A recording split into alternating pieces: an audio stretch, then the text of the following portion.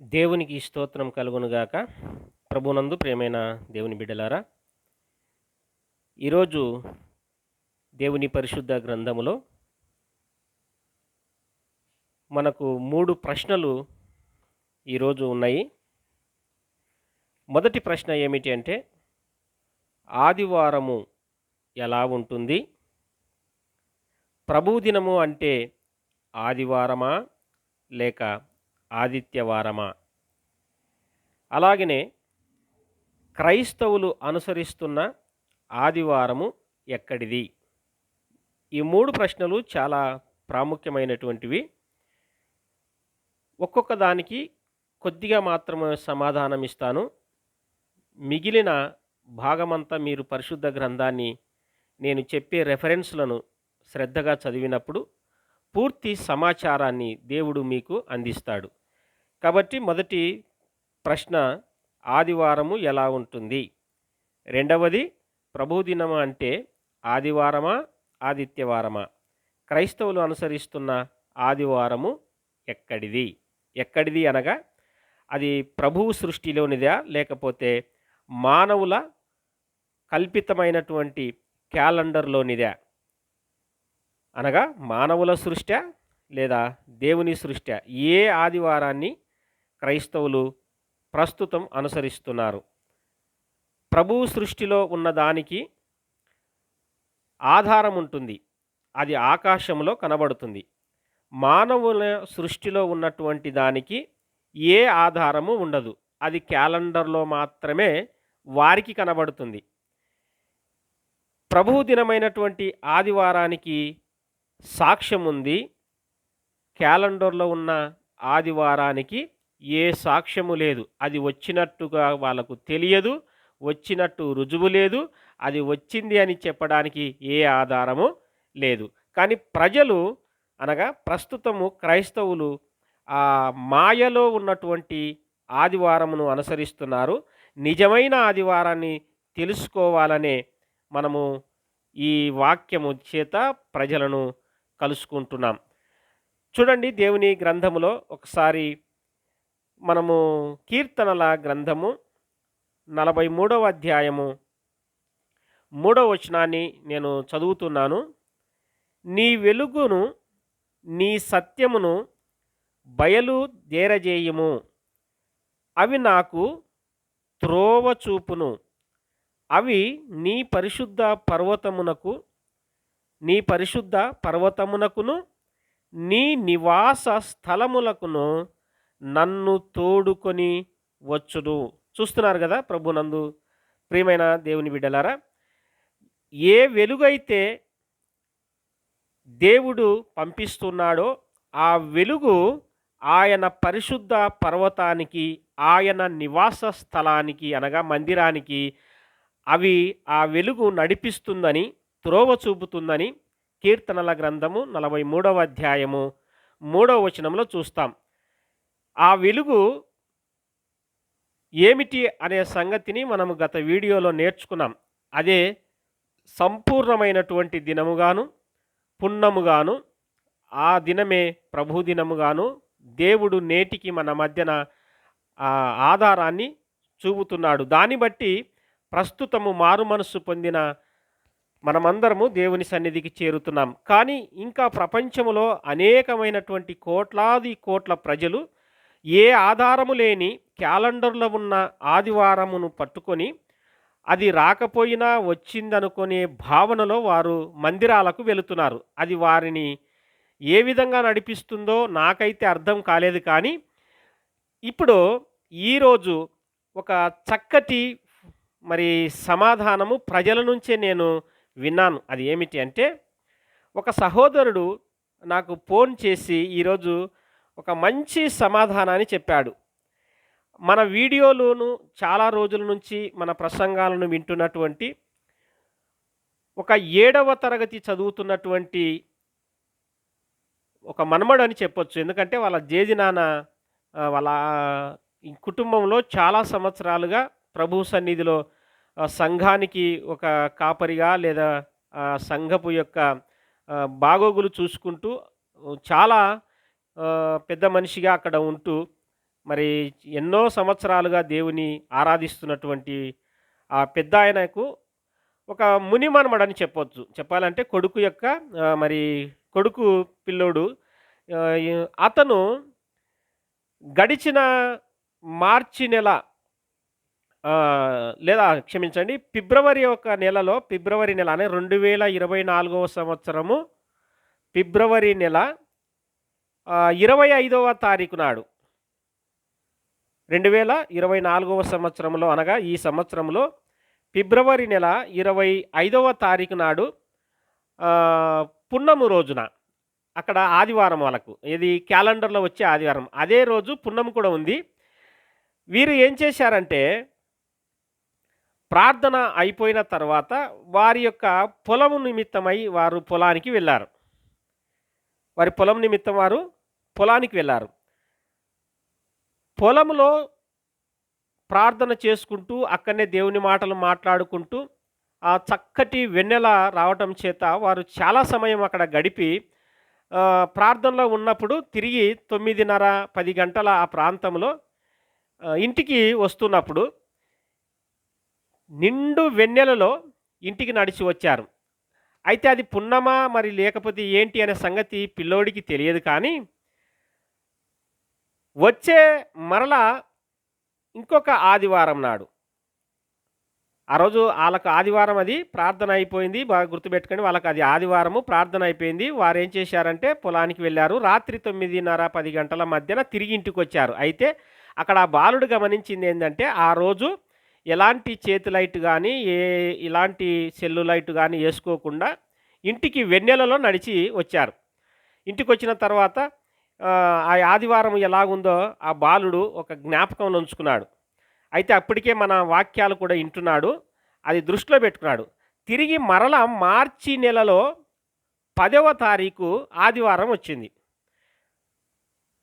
మార్చి నెల 2024 మార్చి నెల 10వ తారీఖు ఆదివారం వచ్చింది. కానీ ఈసారి ఈ ఆదివారం నాడు సృష్టిలో అమావాస్య వచ్చింది. పోయినసారి వాళ్ళకొచ్చిన 25వ తేదీ ఆదివారం నాడు పున్నం వచ్చింది సృష్టిలో. క్యాలెండర్‌లో మాత్రం ఆదివారమే. ఈసారి మార్చి 10వ తారీఖు క్యాలెండర్‌లో ఆదివారమే, కానీ సృష్టిలో మాత్రం పున్నం. మీరు జాగ్రత్తగా గమనించాలి.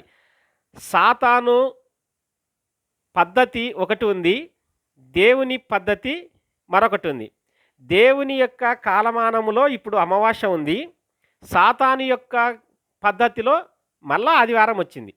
ఇప్పుడు సేమ్ అదే విధంగా ఆ బాలుడు ఏం చేశాడంటే, అబ్బా మనము పోయినసారి ఆదివారం నాడు, అనగా పోయిన నెలలో ఇలాగనే ఆదివారం రోజు మనం చేనికి వెళ్ళి ఇంటిం కదా, ఇప్పుడు కూడా పోదాంపా అంటే, ఇప్పుడు వాళ్ళ అబ్బకు ఇవన్నీ ధ్యాస లేదు. ఎందుకంటే దేవుని యొక్క కాలమానం మీద వాళ్ళ అబ్బకు ధ్యాస లేదు. ఆదివారం అంటే చాలు, అంతే ఆయనకు. ఇంకా అది ఒక పండుగ.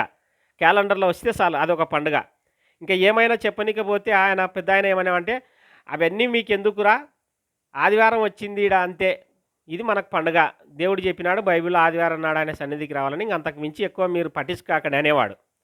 ఇప్పుడు ఆ పెద్దాయనను మరలా చేనికి వెళ్దాం అన్నప్పుడు యథావిధిగా కొన్ని బొరుగులు, లేకపోతే కొన్ని ఏదన్నా పిల్లలు తినడానికి తినుబండారాలు తీసుకొని మరలా వెళ్ళారు.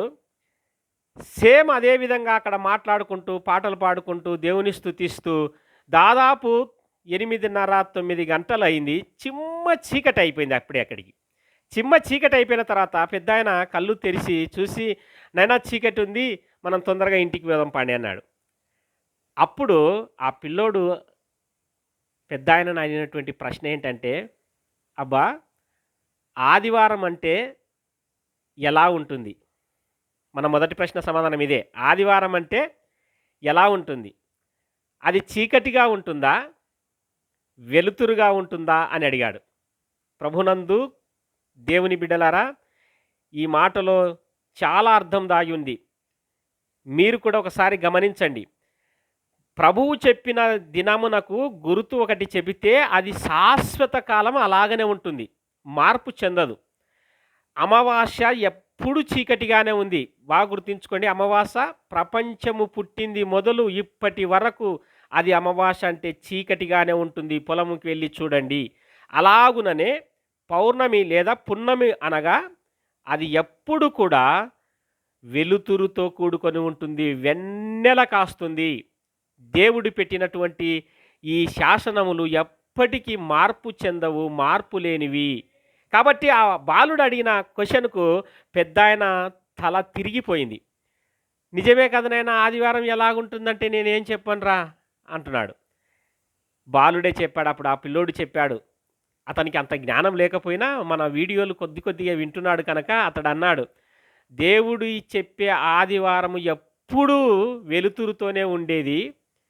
కానీ క్యాలెండర్‌లో వచ్చే ఆదివారము అది ఎన్నెలుగా ఉంటదో, చీకటిగా ఉంటదో, కొద్ది చీకటితో ఉంటదో, లేదా ఇంకొక రకంగా ఉంటదో అది ఆధారము లేనిది.